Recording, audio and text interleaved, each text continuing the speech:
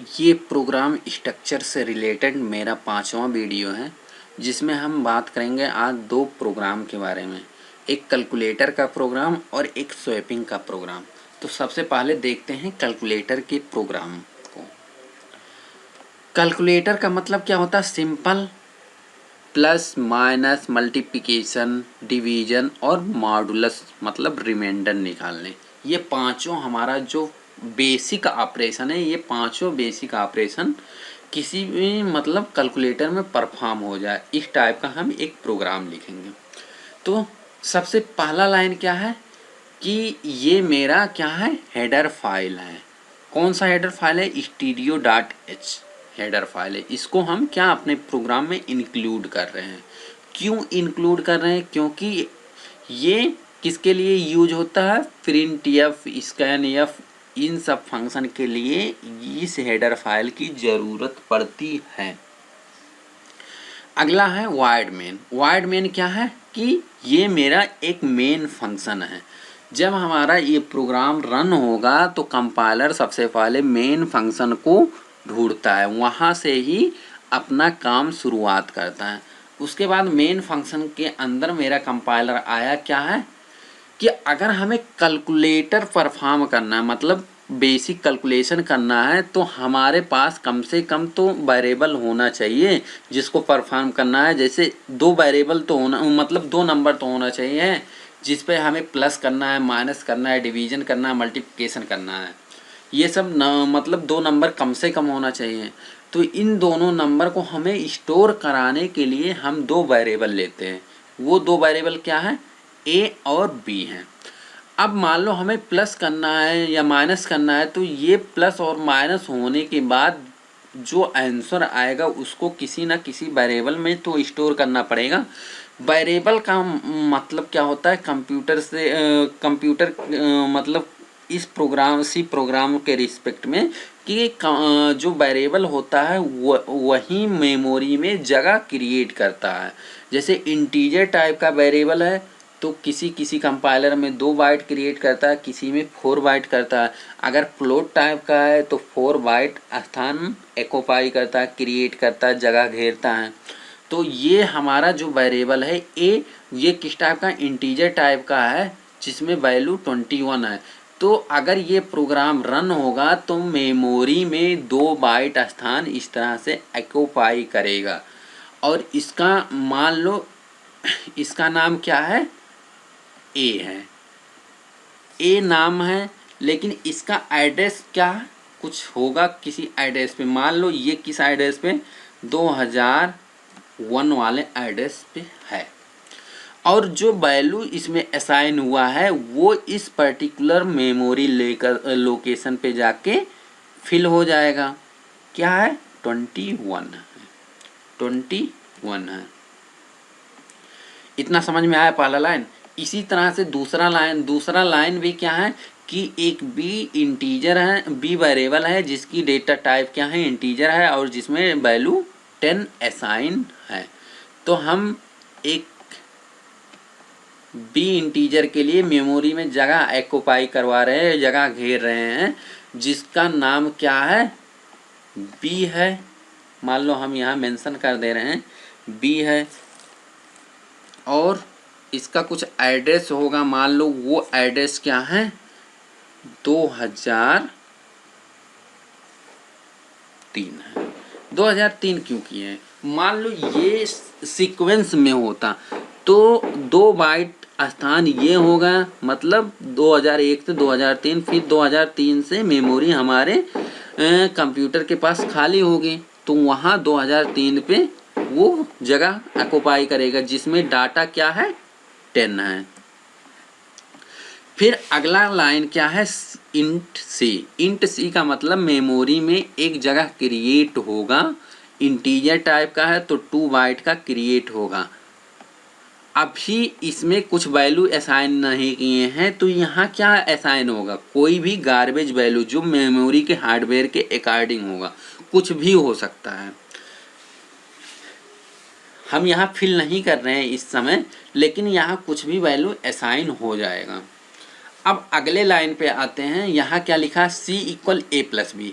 ए plus B का मतलब क्या है 21 प्लस 10 मतलब 30। 30 कहाँ असाइन होगा, सी वाले वेरिएबल में असाइन हो जाएगा। तो मेरा ये क्या है, सी वाले वेरिएबल में इस समय पर्टिकुलर सी वाले जब हम इसको डिक्लेयर किए थे तो इसमें कोई वैल्यू असाइन नहीं थी, लेकिन इस लाइन के बाद जब इस लाइन पे कंपाइलर पहुंचा तो यहाँ क्या था 30 असाइन हो चुका है। हम ऐसा नहीं कहते हैं कि जब ये डिक्लेयर किए थे तो कुछ नहीं था, इसमें क्या था, अगर वैल्यू असाइन नहीं कर रहे हैं तो क्या था, गार्बेज वैल्यू था। उसके बाद इस लाइन पे आया तो सी में क्या होगा, ए प्लस बी का सम मतलब ए प्लस बी हो चुका है, मतलब 31 हो चुका है। जो हम 30 लिखे हैं क्या होगा 31 होगा। एक सेकेंड, हम इसको करते हैं डिलीट और यहाँ लिखते हैं 1, 31 होगा। समझ में आया। इसके बाद क्या है कि ये इस लाइन प्रिंटफ फंक्शन का काम क्या है कि प्रिंट करवाना, डिस्प्ले करवाना। क्या डिस्प्ले होगा, वैल्यू ऑफ सी इज कहाँ से %d। %d का मतलब एक इंटीजर टाइप की वैल्यू होगा, कहाँ से मिलेगा, ये सी वाले वेरिएबल से। तो क्या मिलेगा, वैल्यू ऑफ सी इज 31 यहाँ मिलेगा। उसके बाद कंपाइलर अगले लाइन पे आया, मतलब रन होते हुए, तो क्या हुआ, यहाँ क्या दिख रहा है, c इक्वल ए माइनस बी। अभी c वाले लोकेशन पे कितना फिल है 31 फिल है। अब क्या है, इस लाइन पे आया तो a माइनस बी, ए में अभी क्या है मेमोरी लोकेशन पे 21 है और b में 10 है। अगर a माइनस बी की बात कर रहा है तो मतलब 21 माइनस 10 की बात कर रहा है। तो 21 माइनस 10 इक्वल 11, मतलब c में क्या वैल्यू अब असाइन हो जाएगा, 11 असाइन हो जाएगा। अभी जो 31 था अब यहाँ क्या आ चुका है, 11 आ चुका है। जब कंपाइलर इस लाइन पे पहुंचा तो क्या आ चुका है, 11 आ चुका है। उसके बाद इस लाइन से क्या होगा, c की वैल्यू प्रिंट हो जाएगा। इस प्रकार से कंपाइलर जब यहाँ पहुंचा तो ये इंटू बी है, मतलब उन दोनों का मल्टीप्लिकेशन है। तो मल्टीप्लिकेशन करने के बाद जो वैल्यू आएगा वो सी में फिल हो जाएगा। कितना वैल्यू आएगा, 21 इंटू 10 कितना आएगा, 210। 210 अब सी में आ गया। इसके बाद इस लाइन पे आएगा, यहाँ से सी की वैल्यू प्रिंट हो जाएगा, मतलब मल्टीप्लिकेशन प्रिंट हो चुका है। इसके बाद इस लाइन पे आया तो c इक्वल ए डिवाइड बी है। a डिवाइड बी का मतलब क्या है,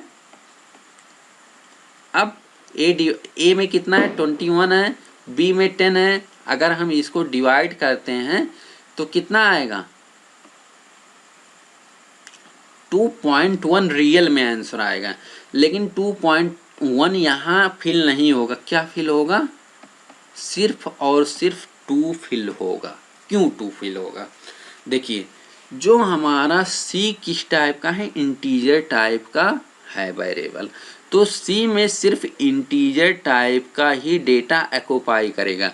जबकि इसका आंसर 2.1 आ रहा था, लेकिन यहाँ मेमोरी में क्या सिर्फ सेव हो रहा है, 2 सेव हो रहा है।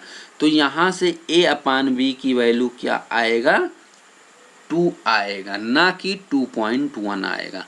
अगर हमें 2.1 लाना है तो क्या करेंगे, हम ये जो c वाला वेरिएबल है इसको क्या करेंगे, फ्लोट में डिक्लेयर करेंगे, तब ये 2.1 सेव होगा।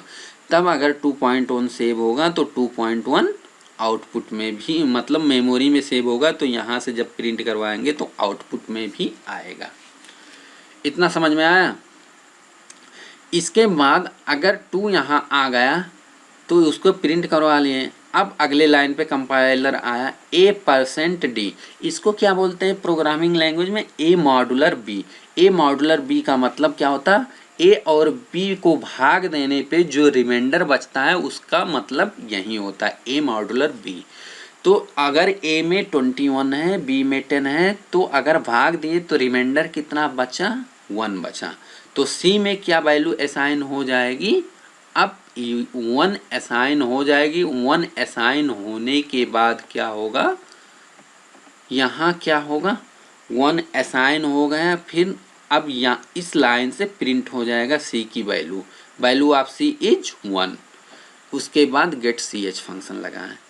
तो हमें उम्मीद है कि पूरा ये प्रोग्राम कैलकुलेटर का समझ में आ चुका होगा और अच्छे से ये आउटपुट आता अगर यहाँ value of A plus B लिखा होता, ना कि सी लिखा होता। यहाँ ए माइनस बी लिखा होता, यहाँ ए इंटू बी लिखा होता, तो हर एक ऑपरेटर के क्लियर कट दिखता है कि ये इस जगह से वैल्यू आया है। तो पूरा कैलकुलेटर का प्रोग्राम समझ में आ चुका है। तो अब हम बात करते हैं कि 2 नंबर का स्वैप करने का प्रोग्राम देखते हैं। स्वैप का मतलब क्या होता है कि मान लो हमारे पास एक यहाँ नंबर है 1 है, 2 है और दूसरा नंबर किसी के पास 5 है। मान लो ये किसके पास है, ए के पास है, ए इक्वल, और ये किसके पास है, बी के पास है।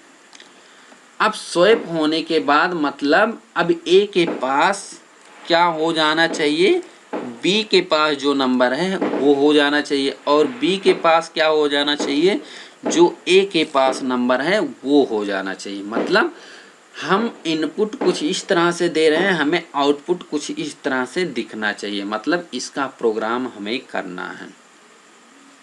तो देखते हैं प्रोग्राम।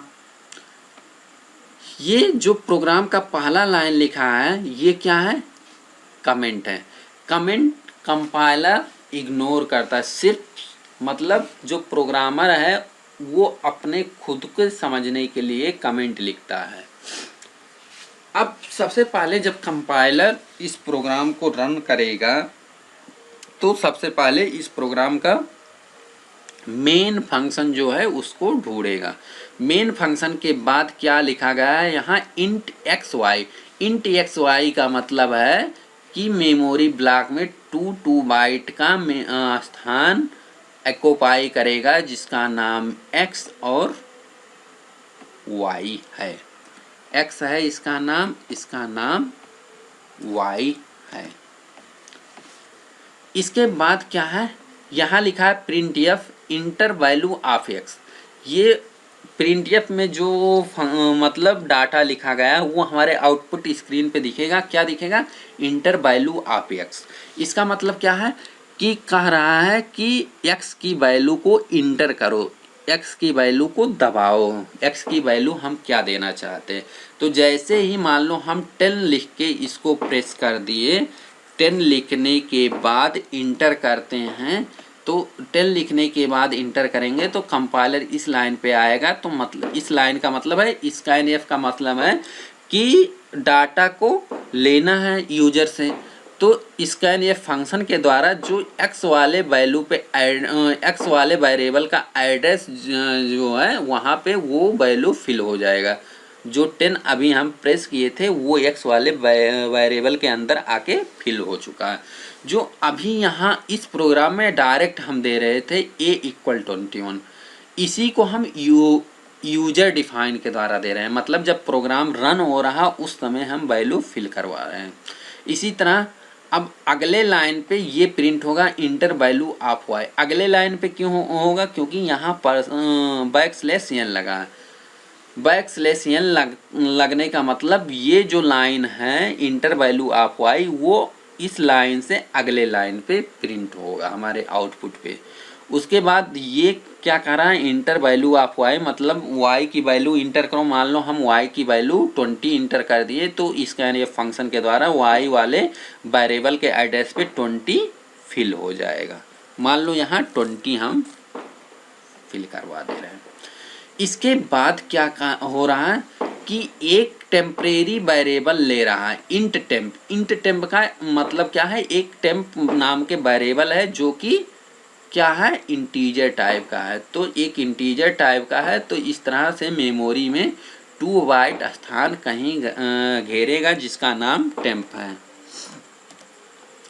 इसके बाद टेम्प में क्या वैल्यू हम असाइन कर रहे हैं, ये देखो इक्वल का मतलब असाइन, मतलब x का जो वैल्यू है वो टेम्प के वेरिएबल में असाइन कर रहे हैं। x की वैल्यू क्या है 10 है, तो अब ये हम कहाँ इस लाइन से कंपाइलर क्या करेगा, टेम्प वाले वेरिएबल में 10 असाइन कर देगा, कुछ इस तरह से। अब अगले लाइन पे आता है x इक्वल वाई कर रहा है, मतलब x वाले वेरिएबल पे क्या कर रहा है, y की वैल्यू को असाइन कर रहा है। y की वैल्यू कितना है 20 है, अभी यहाँ क्या है x में 10 है, तो इस लाइन से x इक्वल वाई का मतलब क्या है कि y की जो वैल्यू है वो x को असाइन कर रहा है। तो यहाँ क्या है, अभी जो 10 था वो 20 हो जाएगा इस लाइन से। इतना समझ में आया। अब इस लाइन पे पहुंचा y इक्वल टेम्प, मतलब जो टेम्प की वैल्यू है वो किसको, y को असाइन हो जाएगा। टेम्प में कौन सी वैल्यू 10 है, 10 कहाँ असाइन हो जाएगा, y में असाइन होगा। अभी जो y में 20 है, अब क्या हो जाएगा, अब क्या हो जाएगा 10 हो जाएगा। टेम्प में जो वैल्यू है, टेम्प में क्या है 10 है, तो ये 10 हो चुका है। हमारा तो यही तो मकसद था कि x की वैल्यू जो 10 थी और y की जो वैल्यू 20 थी वो आपस में चेंज हो जाए, जो कि चेंज होके आ चुका है। उसके बाद हम इसी को प्रिंट करवा लेते हैं। क्या प्रिंट करवा रहे हैं, printf after swapping x equal percent d y equal percent d x comma y. यहाँ इस परसेंट डी का मतलब क्या है, x वाले वेरिएबल से डाटा लेगा, इस परसेंट डी का मतलब क्या है, y वाले वेरिएबल से डाटा लेगा। तो क्या होगा, आफ्टर स्वैपिंग x इक्वल 20 आ जाएगा, कामा y इक्वल 10 आ जाएगा। इतना समझ में आया। उसके बाद क्या लिखा है, रिटर्न 0 लिखा है। रिटर्न क्यों लिखा है, क्योंकि जो हमारा मेन फंक्शन था वो किस टाइप का था, इंटीजर टाइप का था, इसीलिए रिटर्न 0 लिखना पड़ा। तो ये पूरा प्रोग्राम समझ में आ गया होगा, ये स्वैपिंग का प्रोग्राम कैसे करते हैं। ये स्वैपिंग का प्रोग्राम किस तरीके से कर रहे हैं, हम थर्ड वेरिएबल का यूज कर रहे हैं, मतलब एक तीसरे वेरिएबल की मदद से। ये तीसरा वेरिएबल क्या हम यहाँ एज्यूम किए हैं, टेम्प वेरिएबल। हम इसी प्रोग्राम को बिना टेम्प वेरिएबल को भी हम स्वैप कर सकते हैं। देखिए नेक्स्ट प्रोग्राम में उसी के बारे में डिस्कस किया गया है कि हम बिना थर्ड वेरिएबल के कैसे स्वैप करेंगे नंबर को। तो उसका प्रोग्राम लिखा गया है। मान लो हम क्या नंबर क्या दे रहे हैं, यूजर डिफाइन नंबर दे रहे हैं।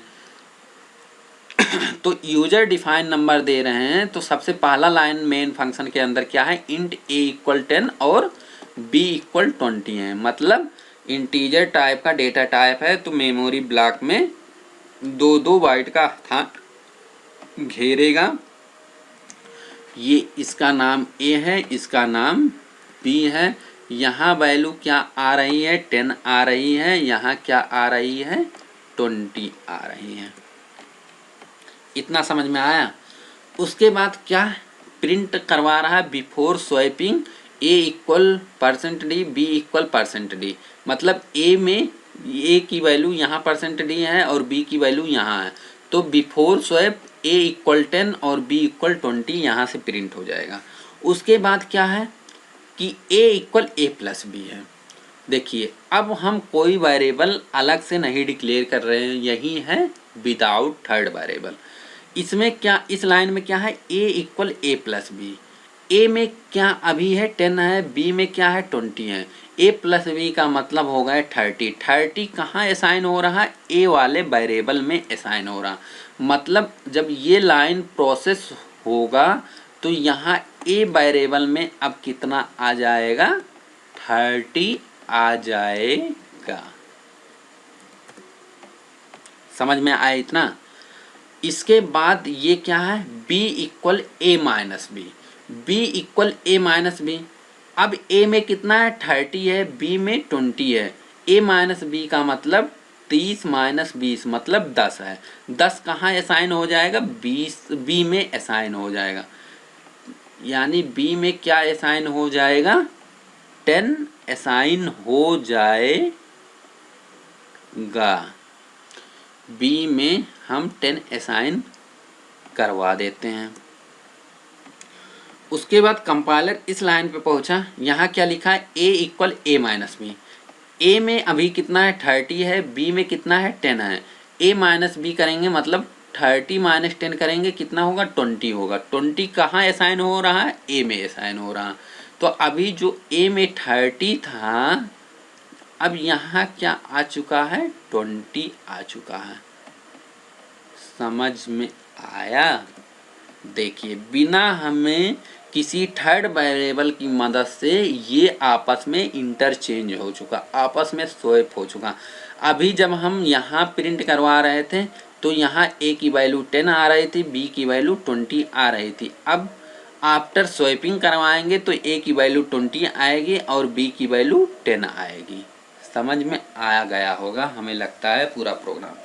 इसको अभी जब हम a प्लस बी किए हैं इसको a इंटू बी भी कर सकते हैं और a माइनस बी जहाँ लिखे हैं a अपान बी भी कर सकते हैं।